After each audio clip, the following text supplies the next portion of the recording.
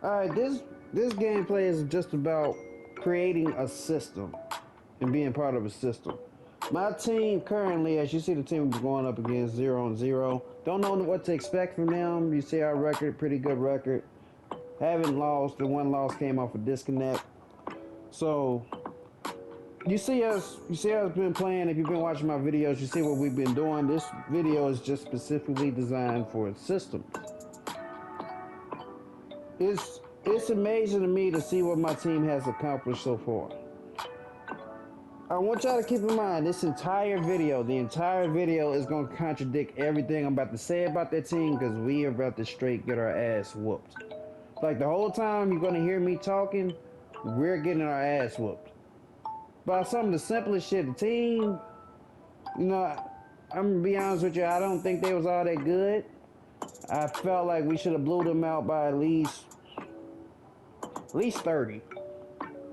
Should have blew them out by at least 30. You know, where I come from, that's a spread. But that ain't the case. They whooped our ass. But all that to say, the system is phenomenal right now. Everything about it is great. We're not losing games, which is a bit of a problem. I'm going to go into that a little bit later. But not losing games. Team is locked in. We're playing defense. We're running our offensive motions, and everything is just smooth. The problem that I have with it is the fact that we're not doing this in league play or tournament play.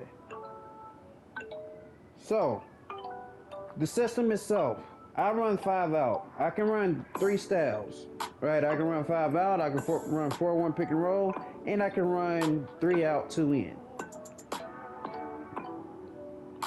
Now, with all of those different styles, obviously you need a certain talent level to run each one, especially the three out, 2 in style. Because you'll have 3 out, which means you have 3 shooters on the perimeter, and you'll play a high low between the 2 bigs to run that style. And it's very hard to beat it. I'm not gonna lie. It's a lot of screen action, a lot of all ball motion with that, but nonetheless, those are all the styles I can run, and those would be the only styles you'll ever see me play, just simply because the 3 ball has become so instrumental in the way that you play basketball nowadays that you have to have at least 3 shooters on the floor. Alright, I prefer 4. I like to have at least 4 shooters on the floor at all times, but you know, like I said, I'm a guy that typically doesn't shoot threes. I will take a mid-range jumper, but I do prefer to have 4 people that can consistently knock down a 3-point shot. On the defensive side of the ball, I am dedicated to man-to-man switch everything. So, if you wonder where I got this style from, it came from the Houston Rockets back when James Harden was running the show. They played 5 out on offense, played man-to-man switch everything on defense. What it does defensively to be able to switch everything is it takes away the ability to shoot. You have to be really, really skilled in a 1v1 scenario to be able to get your shot off when everybody's just switching off of every single screen. And then also, like I said, 5 out, you take advantage of the fact that you can beat your man one-on-one. So basically the style says, one-on-one, I ain't better than you. It's not that my team is better than yours or nothing like that. One-on-one, I'm better than you are. And you can't beat me. That's what it comes down to. Now, all the other nuances of making the system work comes from the talent level of your players. How well can they shoot? How well do they pick up on switching? You know, when it's double screens, triple screens, how well are you making the right read to switch? Can they cut on time? If they catch the ball, can they make a play out of it? Like all those little things, that is an individual talent skill level. So for me to build this system out the way that I had to take everybody's unique skill and put it all inside this system. So, for example, King, when I met him, we blew their team out, right? But King was killing. Like, I couldn't stop him from getting to the rim. I said, hey, you can come play point guard for me. He said, cool. He came and started playing point guard for me. It's been great ever since. Now, he's still developing in that area, but I done seen some things now with him playing in the rec that I'm like, nah, that dude can actually have his own team and be unstoppable. He's capable of dropping 30, 40 points if he wants to, but his passing has came such a long way. You see him dunking right there, but yeah, that dude can have his own team and legitly just be a star. Montage is somebody that RDH Hawk and Cincy had met in the rec. You know, just casually playing. That's like, man, you can really shoot. We got a point guard that can get you these open shots. Would you be interested? You know, he came to play. I didn't know what to expect from the guy. He ended up becoming my best scorer, and he's even improving on top of his scoring by adding the mid-range jumper. So to the point where the next time he would have to make a new build or something like that, I expect him to have a little bit more midi in his actual build so he can flourish doing the things that he does so well, which is just putting the ball in the bucket. Another guy. Let's go with Blaze. Blaze is somebody that I met back in 2K21 with Zion on the cover. So yeah, 2K21 next gen. I was like, hey, I'm looking for somebody to play for the team. I even pay for your build. He said, cool. You know, you pay for this build, I'll be whatever you need me to be. Turns out to be one of the greatest shooters I'd have never met. To be honest with you, I don't know who my team's best shooter is. I know they want me to clarify that. I don't know who my team's best shooter is. It's between 4 guys. I'm not going to say the 4 guys, but Blaze is definitely one of them. And, like, he took that skill and has flourished so much. Like, his ability, his basketball IQ, the ability to space out the floor. He's came along a lot defensively. He was always a capable defender, but I need him out there to shoot the ball. That's what he's best at.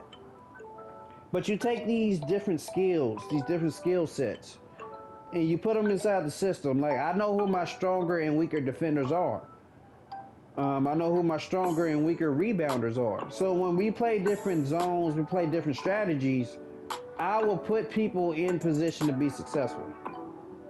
Like, for example, Montage is a very good one-on-one defender. I believe if I put him on anybody on the court, he can guard his man one-on-one. I purposely leave him back there to get the rebounds. It's not for my benefit. You know, a lot of people think when they see my stats, you know, I get close to a triple-double every game, I'm actually trying to stat pad. No. I put these guys in position because Montage is such a great rebounder that if I'm crashing, he's crashing, and RDH Hawk is crashing, our chances of coming up with the rebound is far greater. Same thing with King. King can guard guards, but I put him down there to help with the rebound. Why? Because if he gets the rebound, he can push the break. Montage gets it, he can push the break. So, like, I did the system, and I let go of the reins a lot. Like, these guys came in with these amazing skill sets, and I just let them run free, do whatever it is that they want to do. And it's been highly beneficial. Y'all see the results, not in this game necessarily, but y'all see the results in the videos that I've been posting. It's been phenomenal. It's been a great run.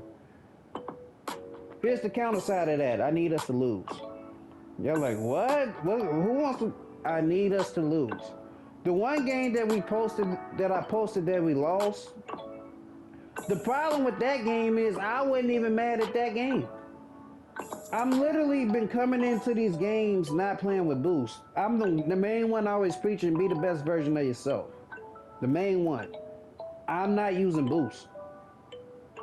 Boost is a must if you play Team Proam. So if you are on a team and you're not using boost, you're doing your team a disservice. That's a +5 to every attribute category. So if you got like a 93 ball, that's a 95 3 ball. If you got 94, that's a 99 3 ball. You're doing your team a disservice if you're not using boost. If you got 99 anything, they actually have proven in 2K that your attributes can go above 100. They've proven it. That's what badges help you do. So you're doing your team a disservice if you're not the best version of yourself. I purposely have not been using boost, and we're still whooping teams' ass. And I mean some really good teams. Once we catch the way they want to play us in 2-3, look, once they start moving a certain way, I know I'm gonna be fine offensively. All I ever care about is, are we gonna play defense this game? The times you see us lose is because we're giving up too many points. It's not because we're not scoring. The offense, because of the way I like to play, will always take care of itself. I'll always be able to get downhill and score. I'll always be able to kick it to the open man. So because of that, the offense will always take care of itself. And these guys have like utilized little things I told them as far as getting open to score. So I'm not worried about the offense. It's, are we going to play defense? I got to give a big shout out to Loco. Ever since he came onto the team, every game he's played in, we haven't lost. What he's done for me individually is taking the responsibility of me guarding the other team's best ball handler. Now, I always could do it at a high level, but I always have to account for so many things, trying to rebound, making sure we box out, just making sure the switch is happening correctly, covering up for when somebody makes a mistake. I get to focus so much more on the next possession up because he's taking that responsibility away from me. Jamaica, he's come along, he's grabbing every rebound. So because I don't have to worry about if we can get the rebound or not, I get to focus more on the offense. You know, what did they do to stop us last time? How can I defeat it this time? Strap. You know, I put Strap and Loco at the top of the 2-3. You can't get past neither one of them. So again, that's just more time for me to focus on the offense. And all these little different things, group of people, D-Mac, Famous when he play, like even on the offensive side of the ball, Famous comes in, he can drop 30 a game. Well, since I know he can score like that, I don't have to think about offense. I could just literally come down and give him the ball. King, come down, give him the ball. Montage, come down, give him the ball. You know, and then I got my main guys, RDH Hawk and Cincy, who been with me for years at this point, and they know the system through and through. So every time they play, that's just an extra added layer of consistency. You know, those guys are going to take the shots when they're open. They're going to hit me back on the play that we like to run called Ace. And their level of maturity and consistency keeps everybody else accountable. The only problem I have when it comes to Cincy is that since he doesn't play a lot with these other guys, like me, RDH Talk Cincy, we play 3v3 a lot. So we, like, when I say we know each other, I know what all of those guys are going to do. I know how they're going to space out the floor. I know when they're going to cut to the basket. They actually are the ones that, like, when something ain't working, they be like, oh, well, I got this cut here. Just hit me right here. You know, so, but the only thing with Cincy, like I said, since he doesn't play with these other guys as much, he does not know how they're going to react in certain situations. Like, he know what I'm going to do. And he can see how to adjust the next time, and he adjusts really quick. But he doesn't fully trust everybody else yet, and that's just due to the fact that, I mean, he's in school, he's focused on that. But nonetheless, man, the team is unstoppable. But we have to lose at some point. And when we do, I just want to know how those guys are going to react to it. I'm fully convinced that we at the point that no matter who we play against, we're never really going to get blown out again. You can't really blow us out. Like, we have to miss a lot of shots, and the team will have to make a lot of fast break points. You're not necessarily going to beat us in the half court consistently. You're not going to shoot the lights out with the way we can play defense. So we'll have to miss a lot of shots, like a lot of wide open shots, to where we're not getting back on defense because we thought the shot was going in. That's the only way I can really see us losing. But we have to lose at some point so I can keep hitting on the little things that we should keep doing consistently. But as y'all can see, we ain't really lost a game. I have nothing to critique my team on, and I think that's bad.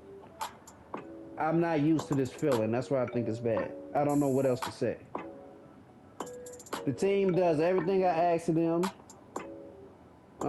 We're prepared to play against The I mean, I'm telling you, I believe if we played against some elite teams in 2K, like the 2K League players, we can beat them.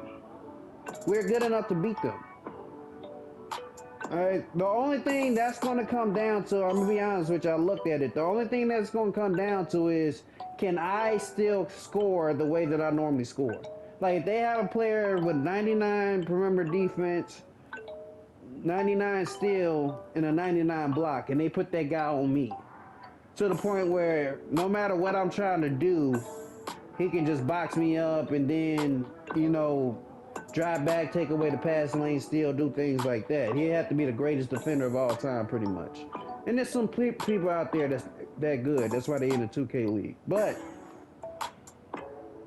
even if that was the case, I actually have a game where a guy was actually defending me pretty well, but eventually over time the same thing happened. Once I figured out how to get around him, then the game was over. Like you couldn't stop it. Once I figured out how to get around your team's best defender, you can't beat us anymore. You can't. I don't care. Like you're gonna get a couple of steals. You have a 99 steal. I get that. But once I figure out how to get past that, it's a wrap. Like the offense will be good for the rest of the game. It's just, can we adjust defensively?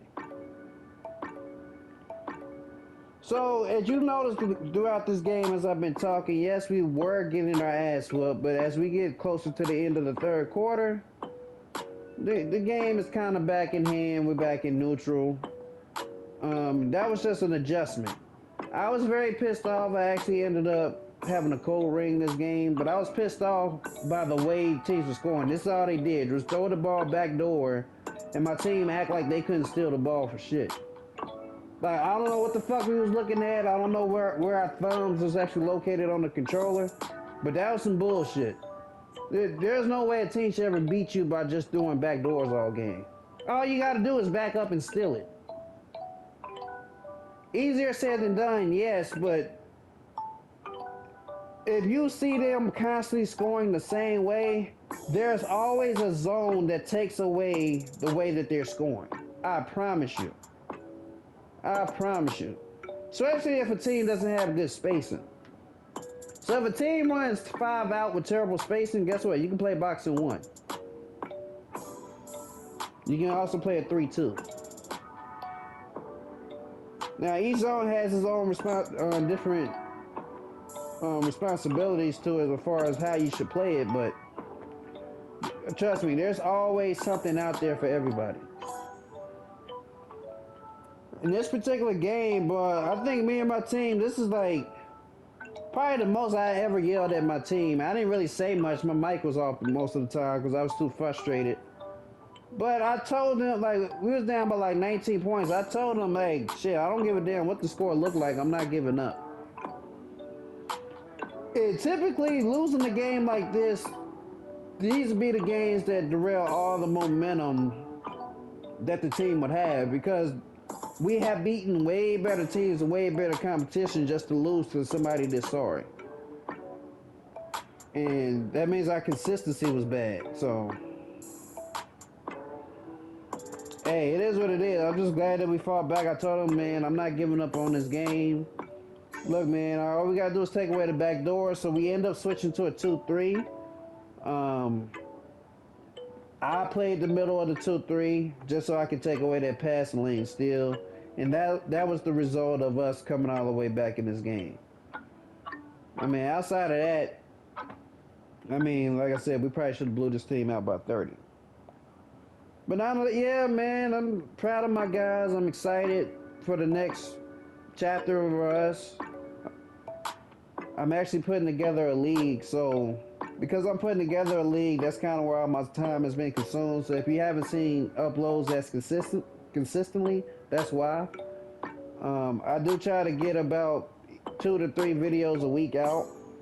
I actually have more content saved up than that, but I don't want to start posting every day, and then we have these days when we don't play and I can't get you guys any content. So I try to space it out as best I can. I pretty much know how often we play and stuff like that, so That's what it is for me. I can probably post about 2 to 3 videos a week, and I'm fine with that. Other than that, yeah. If you trying to get a team, if you see my team play, you like the way they play. You trying to see like if you can get a team on that same level. It's not hard. You have to be willing as an individual to let go of your ego and recruit talent that has a like-minded frame to them. That's all you got to do. I've seen other teams do it. I've seen teams that were sorry at one point turn out to be these really, really great teams because they stuck it out. They got a guy that's really good. They listened to him, and the team just started to flourish. At one point, this team that we had was really bad. To be honest with you, it was bad. Like before, like if y'all know how we started out when it was just me, RDH Hawks, Cincy, T-Will, and Dynasty. Since that team, we have had so many rotational players that I still love to this day. It's just at some point either they didn't play as much or they wanted to be something different. I get it, but like the system was already designed for these before these guys got there. So all you have to do is keep finding people that will fit inside the system. As long as they fit inside the system and they want to play, you'll find great results. No matter what system you run, whether you want to run meta, whether you want to run 5 out with a big guard, whether you want to run 5 out with a little guard, whether you want to play whatever, it doesn't really matter. As long as you find people that have the build that you're looking for, they're willing to put in the time to help you grow as a team, you'll get a team just like mine. It'd be this killer team, feel like you can beat everybody, you get on these really big win streaks, and you just improve it as you go. Now, once you get to the point where we at, where there's nothing else to improve, I don't know, man. I think you just gotta put your money where your mouth is at that point. But I don't think nobody can beat us, so it's time to put our money where our mouth is. Let's join some leagues. Let's play against some elite level competition, and let's see how good we really are. You know, and I think that's the only thing left to do. Anyway, I hope y'all enjoyed today's video. I'm gonna try not to talk as much in other videos, especially if it's a better game. If you're new to the channel, hit that subscribe button.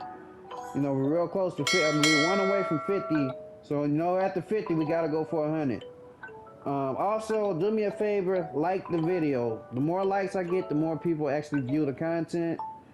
And, hey, man, I appreciate all the love and support. I'm gonna keep grinding for you guys to get better. It's been Lethal. I'll catch you guys in the next one. I'm out.